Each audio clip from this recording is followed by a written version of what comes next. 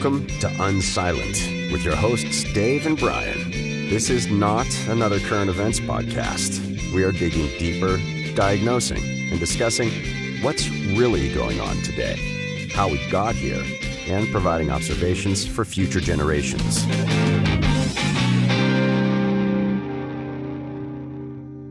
Welcome to Unsilent. We're Brian and Dave. We'd like to hear back from you. Where did you get it right? Where did we get it wrong? You can do that on unsilentpodcast.com or on Rumble or on various and sundry social media accounts. So let us know what you think. Well, Brian, it's another cheery week in the news cycle. What you find notable for Kenny G and our friend from the future? Well, as of today, we've declared a peace agreement, I think, for the 138th time. 139. Yeah, that's it. Okay, yeah. But the outcome that was hoped for was reached. The S&P went up 50 points. So that mechanism is like clockwork. It's almost like somebody's manipulating that. It's almost like somebody has like real money at stake for this to happen, where these magical tweets boost the market and for no apparent reason other than yet again we have the potential for a peace agreement, and it does nothing except move oil futures and S&P future. It does nothing but move financial markets. It does nothing else.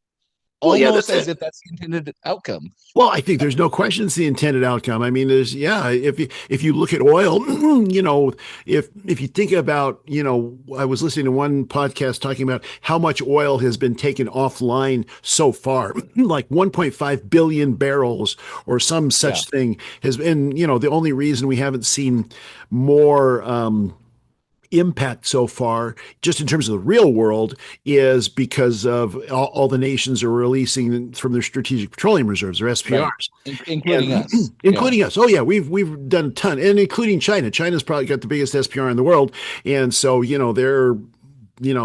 But the interesting thing is, and then all of the folks, I was listening to Scott Bessent talk today about how, well, as soon as it's over, then you're going to see gas prices plummet. But it's like, don't people, the thing that is amazing to me, Brian, about this whole thing is this going down, going up, it goes down again, or the stock market goes up and the price of oil goes down on the news, is how could people not understand? How could people just not get it? And because all the commentary is like, oh, there's going to be a peace deal. Let's, we'll send oil tumbling. We'll buy, and then everything is smoke and mirrors. You saw that Micron Technologies, they make chips, they make memory chips, and memory chips they're a commodity. They're like wheat or corn or something like that. They're nothing special. It's not like NVIDIA and their Blackwell chips or, that type of stuff. And they went up like 15% in one day because of that shortage, which became $1 trillion company that day. Yeah, just overnight. Micron. They make DRAM chips. I've been installing DRAM chips my entire career. Just stick them in the little slots. And I mean, the whole thing is just so completely nuts. And it's hard to believe that people are saying what they're saying. I don't understand why there are not more people. I hear some people. I listen to some weird geeky energy. I've taken to listen to some energy futures stuff, and I've actually, I'm actually putting a little bit of money into, this is not an investment podcast, so I don't have to say, disclaimers and stuff, but I'm putting a little money into oil futures, December oil futures, because I know the price of oil is going up. It is going up because it cannot not go up. I'm just going to warn you, Dave, you're betting against the United States government because they do not want oil to go up. So just... Well, yeah, I know, but see, they're going, but the thing that's interesting about that to me is they don't want oil to go up until the election. Right. After that, they don't give a rip. So, when I'm looking at oil, I'm looking at December, January oil, because it will go up. I mean, there's no possibility it won't go up. It's just, you can only do it smoke and mirrors for so long. They have an unlimited fund to prove you wrong. Well, I don't think they care after November, though. That they don't give a rip. That might be the overarching theme of this episode. After I go, and I didn't save these things. I just randomly save stuff that I see for you and I to talk about.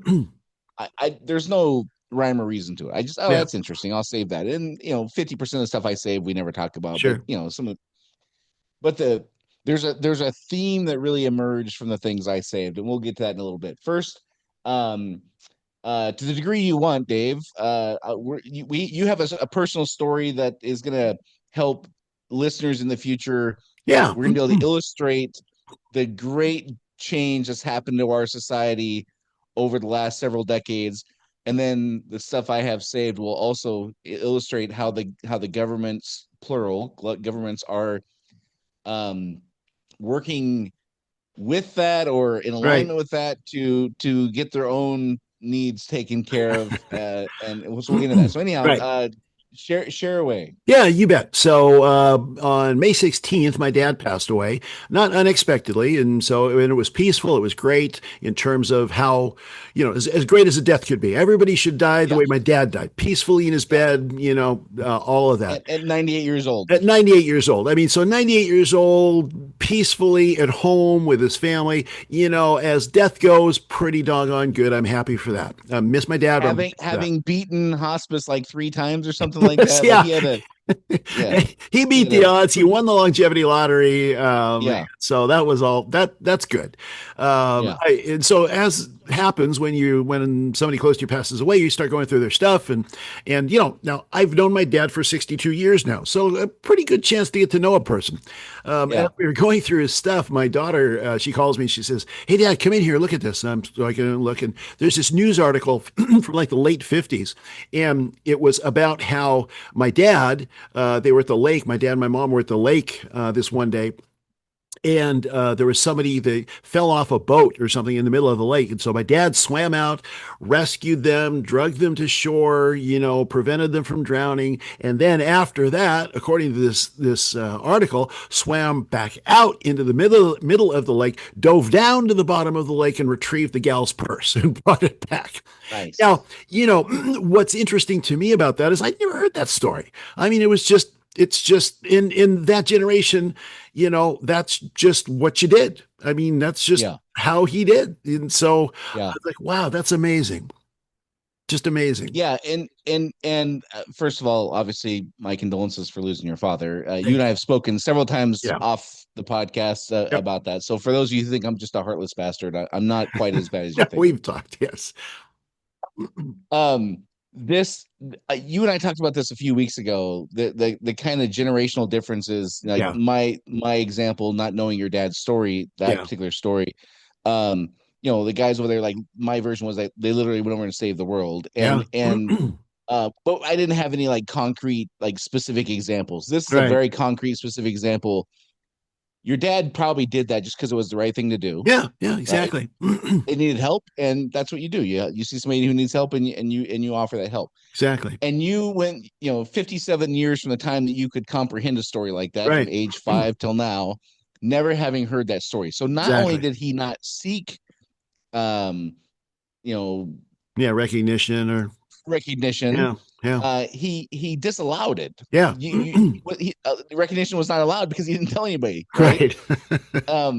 Now I'm going to contrast that story of your dad's, heroic thing he did that you, his own son, didn't know about for 70 years or whatever. And the reason I'm talking about this is because I think this really illustrates the difference in our society and part of what for me personally, it is just aggravating about the changes to our society, right?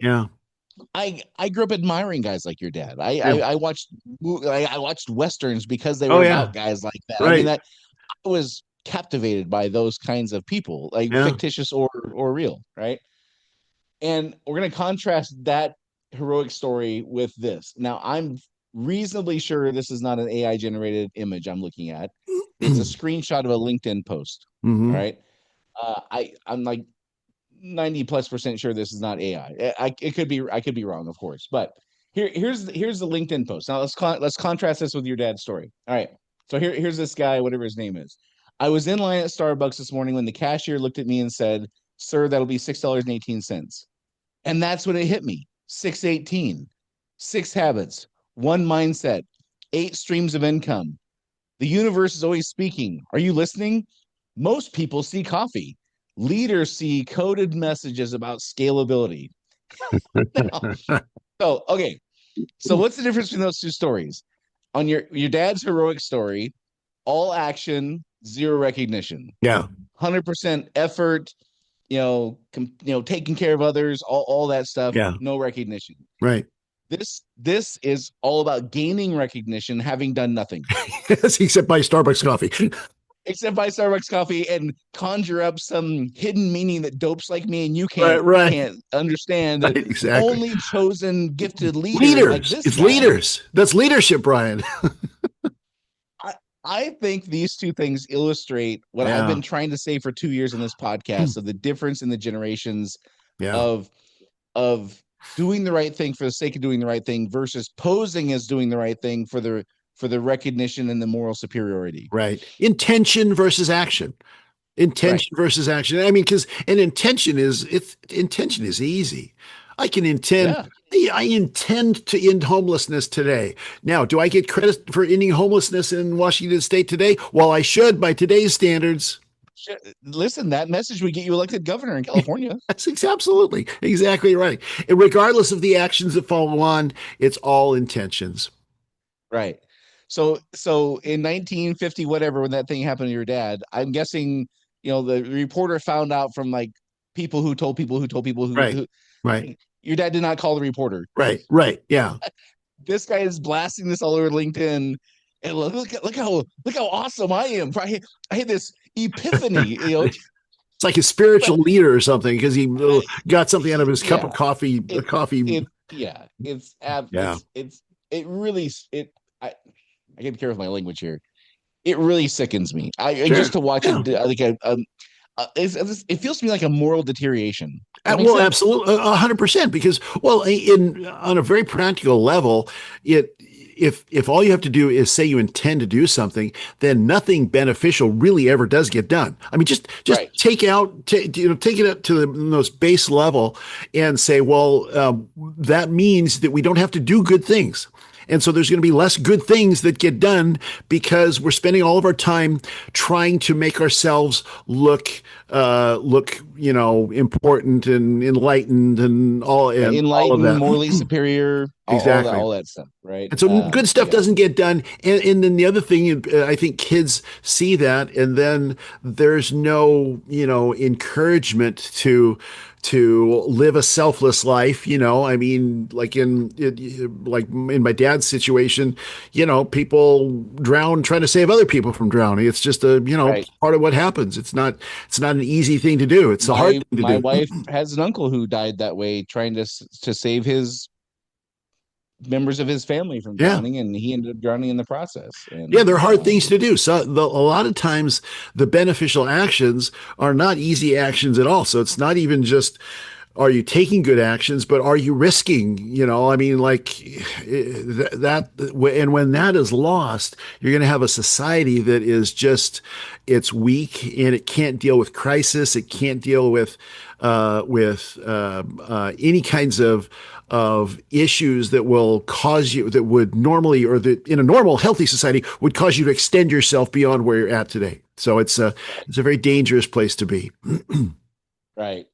And looking at what I think one that it's universally accepted right now by just us regular civilians milling around doing our thing, no matter what your party affiliation is, no matter what you're progressive or whatever. Things are going off the rails. Yeah. Right. Oh yeah. It doesn't matter what you think good and right is. Right. Whatever we have now doesn't really fit anybody's version of that. Yeah. And I would argue that the lack of action in favor of seeking praise for enlightenment and moral superiority is a pretty fundamental part of that. Oh, absolutely. Because we're spending all of our time seeking fame and none of our time actually doing good. And that's gonna cripple the society. Look no further than California and their homelessness issue. Oh yeah. The difference between taking action and saying the right words. Right. Or you can look at New York as the same. I mean, New York is a treasure trove of issues illustrating that these days. Yeah. So I got a number of things to say. This first one, I'm not sure how accurate or how true this is. So I'm going to be really transparent about that. But have you heard about these genetically modified ticks? No. So there's these genetically modified ticks that are being found now. Some farmers and ranchers have claimed. I've seen a video of a rancher who claimed to have found like a crate of these ticks at on his property. Oh, Right. wow. But they're genetically modified. So if you get bitten by one of these ticks, you're for the rest of your life allergic to meat and dairy. Really? Yeah. Oh, wow. Yeah. And there's a name for them. Now I'm remembering a couple years ago at the Davos convention or whatever, and they were trying to push the eating of bugs on people. Sure, yes. Oh, yeah. No, I remember Yeah. that. Yeah. And I want to be not too conspiratorial, but I also don't want to be a boob and just like bumble through my Right. life and not be aware of like new risks that are Yeah. happening. Oh, exactly. So Absolutely. if you haven't heard about it, we won't spend a lot of time talking about it. But um, I'm going to look I into saw that. an actual person on video who's a rancher say, "We've never had ticks like this," and now I literally found a box of them. And there's stories that are circulating. Again, Wow. nowadays you never know what's AI and what's Sure. real and Yeah. what's Yeah. people just looking for fame or whatever. Um, but there's a name for the illness you get Yeah. that's a recognized illness that you can't eat right. Like you can never have a hamburger again. You can never have a steak again. Like all that stuff is just Well, and gone. that would be seriously. I mean, it's hard to get all the protein you need from plants. I mean, just in terms of a health Well, kind and of deal. what's better in life than steak and eggs? I mean, Well, come on, man. exactly. No, no, I totally. Yeah, it's just on a very basic level. That's true too. Man. All Yeah. right, so there's a theme that's going to emerge here again, not by intention, just as just the random collection of stuff that I pulled up. Maybe my Sure. subconscious is seeking this stuff. I don't know. So as you know, currently the sales pitch for AI, as I understand it, is it's going to make us wildly more efficient, Yeah. wildly more effective, Productivity. such that we won't need people to do these jobs anymore. Right. And when you ask the question like, well, how are people going to make money? Like, we'll figure that out later. That's the Sure. sales pitch as I understand it. Is that a good To representation? a great extent, yeah. To a great extent, that's kind of been the yeah. With the people that call themselves accelerationists, that's kind of their pitch. Yes. Okay.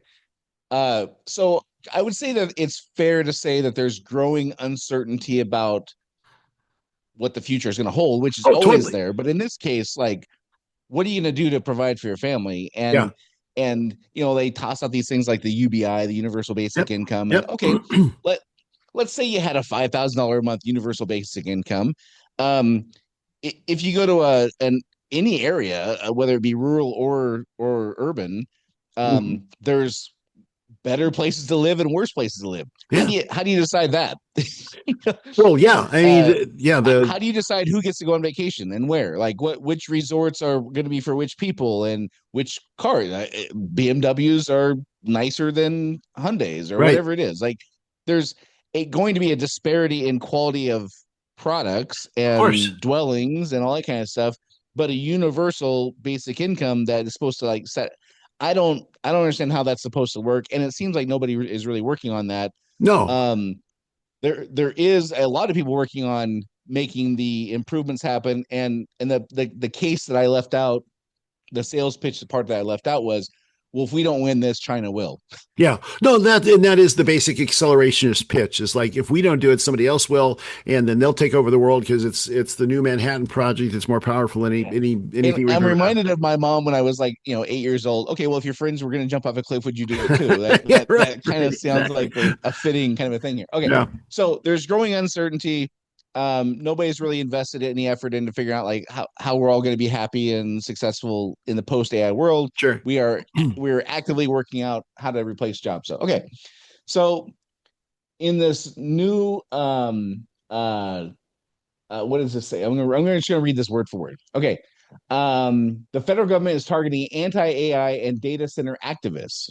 They are formulating a new threat category termed the anti-tech violent extremism. So, Okay.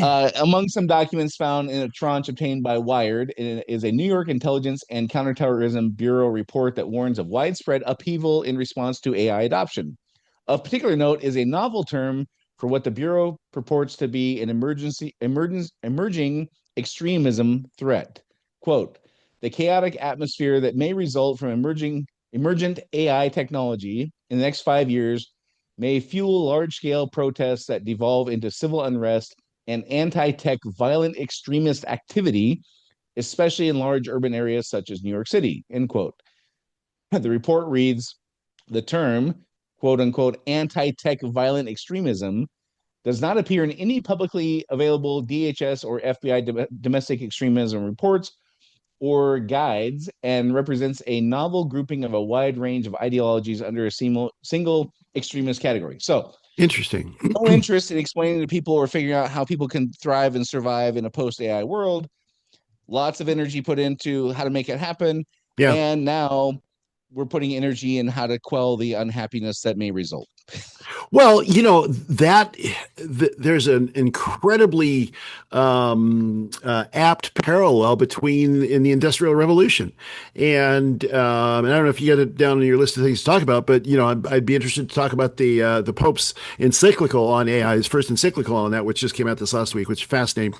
But during the Industrial Revolution, we use the term these days Luddite as a term for those who are anti-technology. Well, the Luddites actually were violent. It evolved in a component of the Luddite movement, basically evolved into violent anti-technology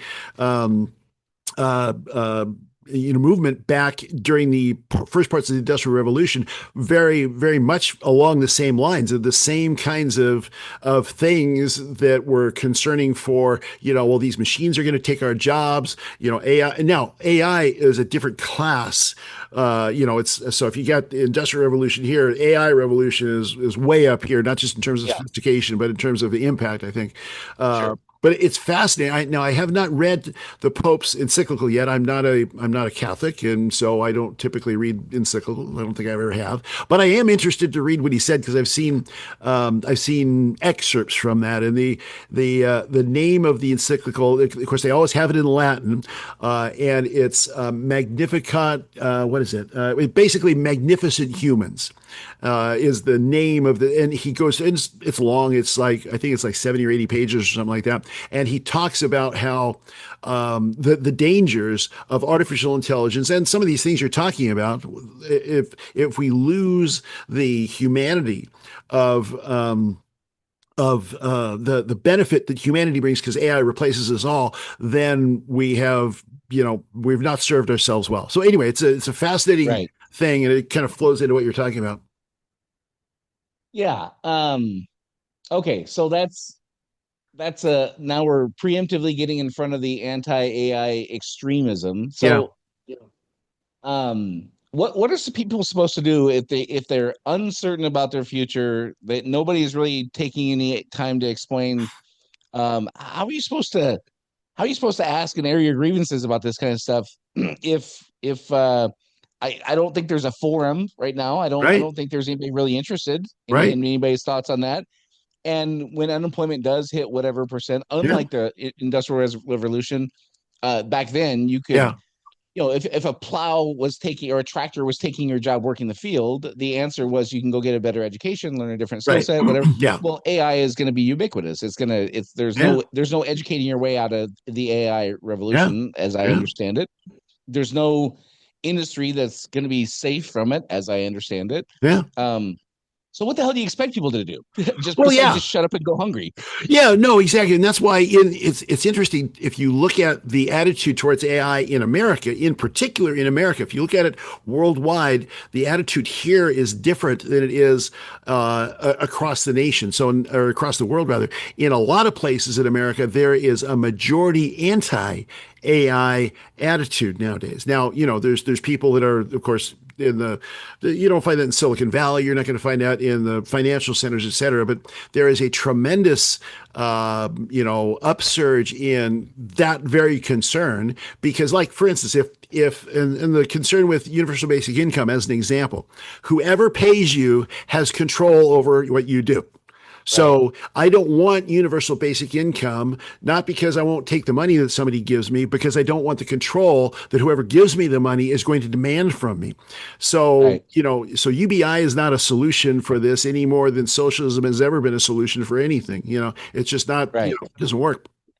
So But there doesn't seem to be any energy putting in to figure out what a solution is. It's just we're doing this and we're fingers yeah, crossed. And if it doesn't work out, uh, sorry. yeah, that is I listen to a lot of podcasts and speeches on this, and that's the well, there's two big concerns. There's that, and there's the concern about whether AI. Well, there's three big concerns. there's that, what are people going to do if AI displacement of employment, there aren't jobs to replace it like there've been in the past. So what happens there?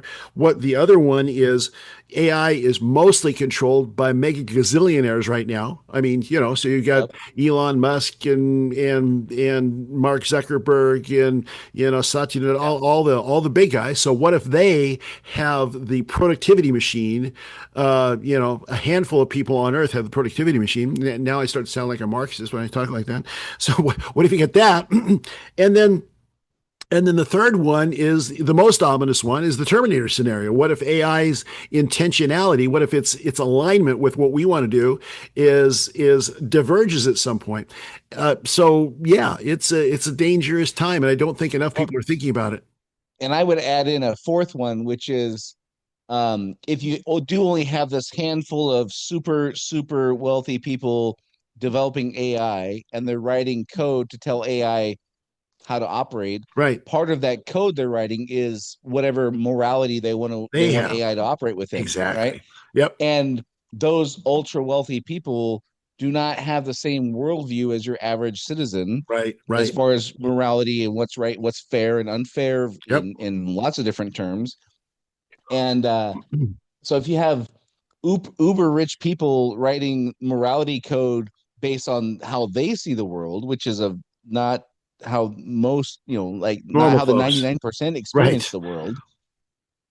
Well, how's that going to work? And again, nobody has the answers for that either. Other Well, than the big beautiful bill said that states could not govern AI. right. Our answer is shut up. You don't get an opinion, and your The feds will representatives don't take get an care of opinion. you. We, the benevolent, smart people over here in this corner, we'll figure it out and let you know how we decide that it all rolls out. Well, in one of the, yeah, exactly. Don't worry, I'm from the government. I'm here to help. Ronald Reagan said Yeah, the nine yeah, scariest words in the English or a phrase in the English language. And if you look at the profile like of these uber rich people, like Peter Thiel, Elon Musk, and others, a lot of their worldview and a lot of their intention, not all of them, but a lot of their intention around AI is about immortality. The yeah. reason they want AI, a lot of them, is because they want to be immortal. So you've achieved everything on Earth. You've achieved every last thing on Earth. You have more money than it's possible to spend in 100 lifetimes, in a million lifetimes. What do you do next? Now, of course, the issue with that is if you're making the choice for me that we're going to make humans immortal, you're choosing to upload me into the cloud. What if I don't want to be uploaded into the cloud? What if you I think you're taking a bit of a leap there. I don't think they want you and I to be well, immortal. very well, they need somebody to lord it over, don't I they? think I uh, I thought you'll have that's our machines role. who are lording over whatever peasants are left scraping out, garbage out of the machine's dumpster. I guess. Somebody's got to oil the Tin Man.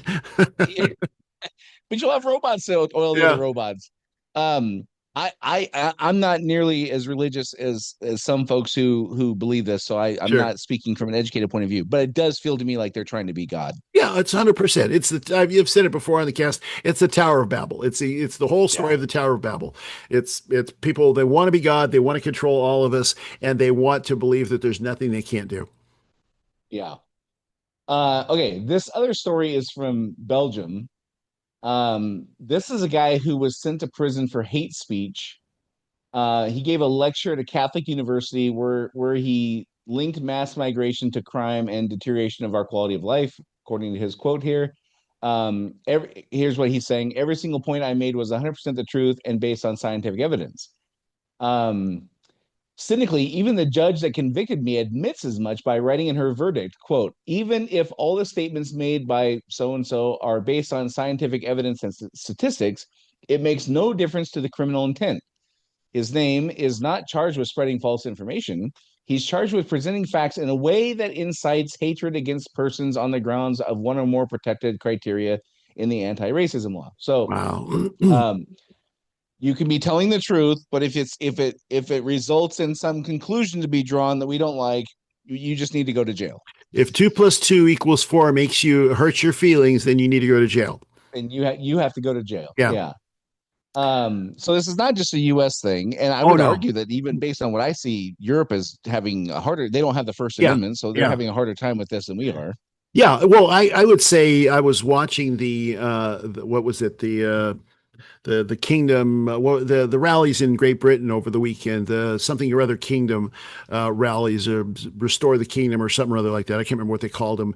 And the big, one of the big complaints that they have is the lack of freedom of speech, the lack of the ability to point out that there are certain portions of London that a long-standing London family can't go into because they are not Islamic, because they're not Muslim, or Right. they're the wrong color or something like that.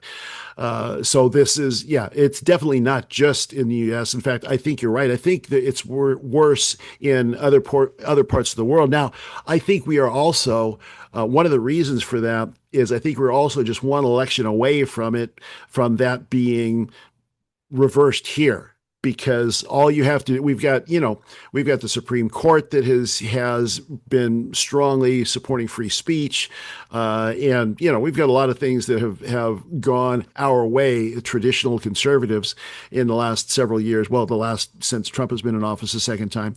But we're one election away from recriminalization of saying that only women can have babies, as an example. Yeah. This next thing just happens to what you just said is a great segue, and it may indicate that we don't even have one election left. Yeah, well, there you go. Great. According to this story, the Trump administration just filed a brief in the U.S. Supreme Court arguing it is perfectly fine for employers to have policies that allow medical but not religious exemptions to vaccination requirements. Really? Yeah. That's surprising. And they have a link to the Supreme Court website. Like, again, Wow. This could be misinformation. It's got a link to the Supreme Court case. Yeah, yeah. Wow. So even here, even with our quote unquote conservative president, the government is still fast and furiously moving towards just shut up and pay your taxes until you're dead, and don't complain about your misery. Well, and see, there's absolutely no question that Trump is not, and the current Republican Party, most of the current Republican Party, are not small government conservatives, not anymore. No. I mean, they happen to be doing more things that I think government should do than, for instance, Harris administration or the Biden administration did. But I don't care who's in power. I don't want the government to have the kind of power that the government has. I don't want my faith, as an example, I don't want my faith to be legislated out of Washington, D.C. I don't want anybody's faith to be legislated out of Washington, D.C. Just leave us alone. So right. This is where we have a kind of a collapse of what conservatism was as a movement over the last years. And here's the challenge, or one of the challenges. We got many, but on that point specifically, I don't remember the name of the city, but there's a town, I think it's in Michigan, that is now a predominantly Muslim population. Mm-hmm. And this town has the prayer sirens that go off starting at 5 a.m. Yep. The non-Muslim residents that grew up there and lived there, not a fan. Yeah. They don't want to hear sirens at 5 a.m. Right. And exactly. by the way, I wouldn't either. I don't really care what your religion is. I don't want to hear a siren at 5 a.m. or 5 p.m. or whatever. Exactly. So what are we going to do when certain groups can have religious privilege that does impose on other people's lives in a negative way, like a siren, and other groups cannot have religious freedom that protect themselves, like not being forced to take a vaccine at work you don't want to take. Right. How's that going to play out, Dave? Well, yeah, and it's going to play out with, as these things always do, with who's ever got the sword, who's ever got the bigger sword. That's who's ever right. got the bigger gun, who's ever got the bigger sword, and that is again, principled conservatism is dead. So, remembering what Neil Howe said in the fourth turning, the original fourth turning, he basically talks about, you and I sit here and think, well, if Harris was in office, this would happen instead. Trump's in office, now we're doing that. His argument is they don't have a choice. They're put into a box. They can't. Yeah. Harris would make the same exact decisions on Iran and all these things as Trump did because they really don't have a choice. That's his thesis. Yeah. But any normal person can see we're heading to a catastrophe. Like I don't understand what mechanism is so strong that people can't go, you know what? It's probably not a great idea, like the AI thing or this religious exemption thing or any you can't say things that are true if it makes the government's feelings get hurt. Like these things are like so obvious to me, unless I'm just a paranoid guy. They seem like relatively obvious to me. Like this is we're going 80 miles an hour heading into a cliff, and like nobody wants to like even take your foot off the gas. Well, that's the right analogy. And I'll tell you why I think that's the right analogy, because so what is the mechanism that causes that and prevents change from happening? It's momentum. It's 100% momentum. So you're in the boat, you see the waterfall coming up, and you've got an oar, and you know that no matter what you do with this oar, you're not going to be able to stop it because the momentum is just too great. So you look at places like Cuba. So I was listening to a podcast about Cuba on the way in today, and they were talking about, they have had it, they're driving 1956 Chevys there, not because they're a cool collector car, because it's the only thing they could get. The greatest income disparity on planet Earth is in Havana. And so why don't the people, they see this with their own eyes for decades. They could and they know if they all got together, they could change it if they all got together. But the momentum, and this is where I think I would be interested to know what Howe says about this, because what he's saying about, it doesn't matter if it's Trump or Harris, they're going to do the exact same thing. Why are they going to do the exact same thing? Because the momentum of history is pushing them in this direction. The only way you could ever overcome that momentum is if you get everybody, or 50% of everybody, or maybe 30% of everybody, to agree that we're going to change the momentum. You get everybody in the entire boat rowing the opposite direction, then maybe you're going to do that. But you're not going to be able to do that because a bunch of people are going to see this momentum. They're going to, so why do you have increases in people that are cheating on their taxes?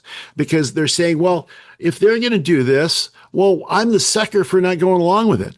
I think I told a story on the podcast some time ago about a guy, the wife of somebody, I know her, and she works at one of my clients, and she was telling me kind of hush hush that her husband, I was complaining about how people are dumping garbage around Graham where I live. They're like leaving a refrigerator on the side of the road, and how it just drives me nuts. And if I ever saw somebody, stop them and probably get my butt kicked.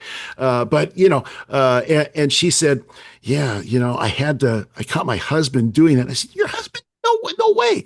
And she said, yeah, well, he said, well, if you can't beat him, join him. So it's momentum. This is somebody that in normal circumstances, everything being equal, never ever would have done that. But he's given up. And if everybody gives up, then the only way you get everybody together is with the massive crisis. So it's momentum. Yeah, I agree mostly. The only thing I would say that is a yes and not really a contradiction is in our current era, that we're supposed to have three branches of government. We're supposed to have a transparent government. We have checks and balances. Okay, that's the way it was drawn. That's the theory. Yes, that was the idea. But we actually have four branches of government now, and one of those has no checks and balances and has complete secrecy, and actually has the other three branches in fear of outing them. Like I've heard testimony or interviews with people who have sat on, for instance, the Senate Intelligence Committee, who have flat out said, there's certain things I'm not going to get into because I don't want anybody finding kiddie porn on my computer. I don't Right. have kiddie porn on my computer, but I've seen people get kiddie porn on their computer by saying the wrong things about certain 3-letter Security state. agencies. Yeah. Yep. So going back to your boat analogy, like we've got an oar and the cliff's coming, but what we don't see is the motor with the prop under the boat, like steering Yeah. us You towards bet. You bet. the falls. You bet. No, and that's absolutely true. And I think there's probably even more than just that. But I mean, that's a huge one. The whole, security state, you give people that kind of power, and they're gonna, absolute power tends to corrupt. Absolutely. That's absolutely gonna happen. And I don't just mean the three-letter agency. It's they're in cahoots with corporations and media and Sure. in academia, like whatever that blob is, whatever Yeah. that thing is. The whole It's not thing. Yeah. just a government aspect of it. Right. It's the whole thing.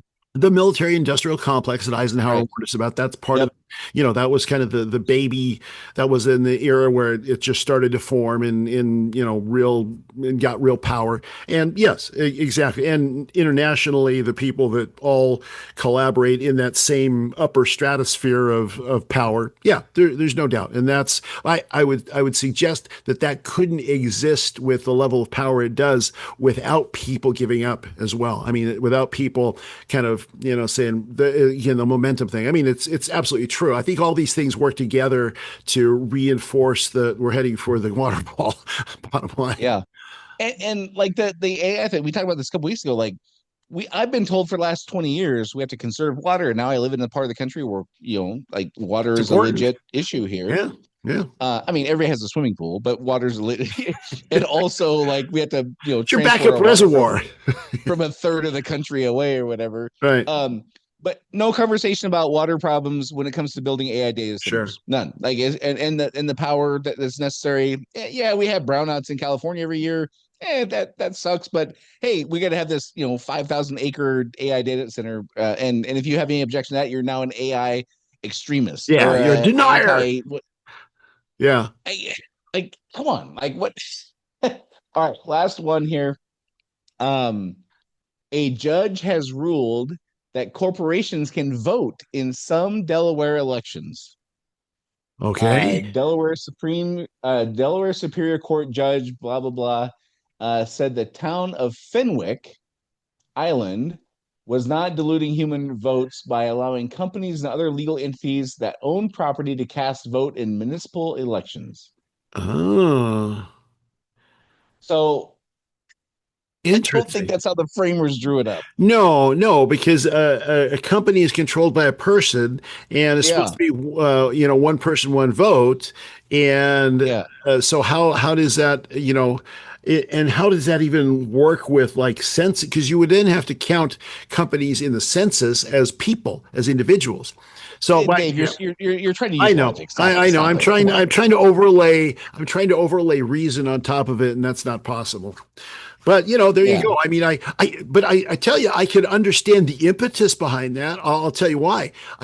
So like I live in Graham, and I have some rental properties in Lakewood, and what they do in Lakewood impacts me, even though I can't vote in Lakewood elections. So. Right. I will bet you that was the argument that people made. Now I just accept that since I own stuff out there, I got to put up with whatever happening there. But I can understand where does that argument come from? Now I bet that's where it comes from. Yeah, could be. So as I was looking at these things over before we started recording today, the theme again. Now this could just be my own biases and my own grumpiness the last couple of weeks or whatever, and maybe subconsciously I chose these stories to save because this is what I'm already thinking. All that's possible, right? Sure. Yeah. But it really seems to me like we're just piling these things on and piling on and piling on, and there's only one possible outcome, and it's not going to be pretty, and it's not going to be solved with sternly written tweets and Facebook posts and things like that. Like the whole. I mean, the first time I heard the phrase taxation without representation, I was probably like 9 years old or something like that. Do these people have history books, Dave? Like this is the kind of thing. Like, shut up and pay your taxes, and we don't want to hear about your complaints. Yeah. Even though we're imposing all these negative things on you. this is what causes revolutions. Like, It is how do these people not exactly. read a history book once in a while? Yeah, it is exactly what causes revolutions, and it's where they, back to the point of the momentum. It's like, yeah, and I bet like a lot of these people, if you got them in a place where there's no cameras and you're not recording, they will admit that, yeah, this is wrong, and but if this is where we're going, and I'm not going to be left behind, I'm not going to be the sucker, and so. Right. If you can't beat them, join them. I mean, that's kind of I think that's the attitude. That's the fourth turning attitude. If you can't beat them, join them. And Yeah. that only ends Yeah. poorly. And taking these three things together, the government never having a lack of energy and resources to impose controls, Right. right? With and putting things in place that have negative consequences to people Yep. at the same time, and having a populace that is less action oriented and more recognition Yeah. oriented. Those are a few of the ingredients of the soup that is creating this mess. Yeah, and any one of those by themselves would be, it's kind Right. of like having, okay, I got cancer, I got heart disease, and I got liver failure. Oh, huh. Well, I mean, we've got all of these things happening simultaneously, not just one. Any one of them would be enough to be a dire concern. All three of them together, and that's why people throw up their hands. Yeah. I do find it fascinating that of all this talk on technology, I've never heard a single person talk about how to find free energy. Now Yeah, we're gonna have AI who is gonna this the supercomputer of all yeah, supercomputers. They can yeah. figure out anything in the world, and the one area we could point it towards that would solve, I don't know, 87% of all human conflict. Absolutely. No discussion about that. That's a good point, Brian. I hadn't really thought about that, but that is a real good point because, with the amount of computing power that goes into AI, a self-sustaining AI needs tons of energy. And the first thing it would do, I mean, what's the first thing you do as a human being when you're stuck at a desert island? You look for water and food. You got to feed it. So Yeah. why wouldn't, I mean, AI should be deployed for that. I mean, because we're so close. I mean, the joke, I pay attention to these geeky things sometimes, but the joke in fusion energy is we're 10 years away from it. We're 10 years, and we've been 10 Yeah, years yeah, away yeah. from fusion energy for 50 years. But, AI in theory ought to be able to correlate all the data that exists, which is the thing that we can't do, that AI is good at, is correlating data, and come up with the solution to that, like they are with, medical things and other things like that. So, Right.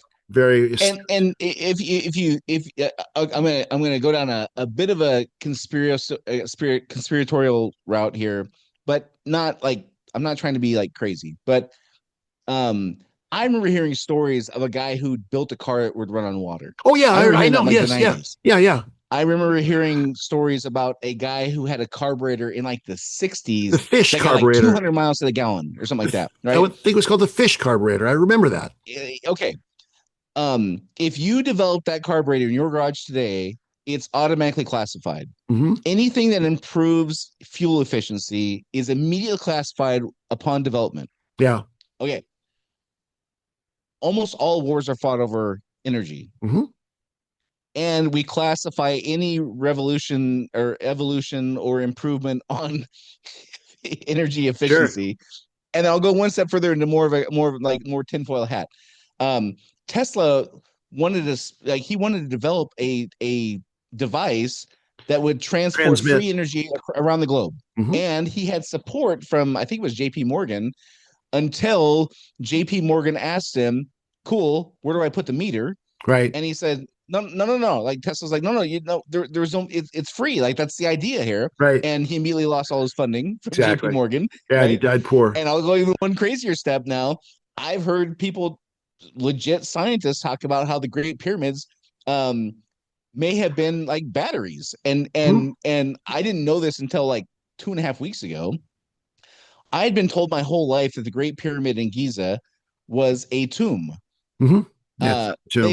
They've never found a single No, not a mummy tomb. inside of one of the pyramids. Not one. Zero. So okay, so You we have now. Now, let me take you. You want to go a little crazy on that? Let me take you down a little path on that because I have some particular expertise on that. All right, let's hear it. Great Pyramid. So I've got tons and tons of books about the Great Pyramid of Giza and the theory that the Great Pyramid of Giza is indeed, because of the way it lies and all that, does represent the science of shapes. So my uncle back in the 60s built a replica, obviously not to scale, of the Great Pyramid. The dimensions are identical. I still have that today. Okay, And wow. yeah, and so I still have that today, and it's just made out of plastic. And if he oriented it towards in the same way that the Great Pyramid of Giza is oriented, so that it aligns exactly the same, and using that, he was able to keep his razor blades, his physical razor blades, sharp for years on end. Now, yes, this is true. I've witnessed this with my own eyes. Okay. Now, All right. I'll take it a step further. So, so I have a background in electronics. So I learned about resistors, capacitors, transistors. All. So you probably know what an electrolytic capacitor is, right? It's got on one side, it's got a charge. On the other side, it doesn't. And Oh, so, yeah. Who doesn't know that, Dave? well, Everybody knows. knows Anyway, that, I don't including know. me. But I guess you don't do that in plumbing. But anyway, so electrolytic. So I took an electrolytic capacitor. I've done this like experiment several times. I took an electrolytic capacitor.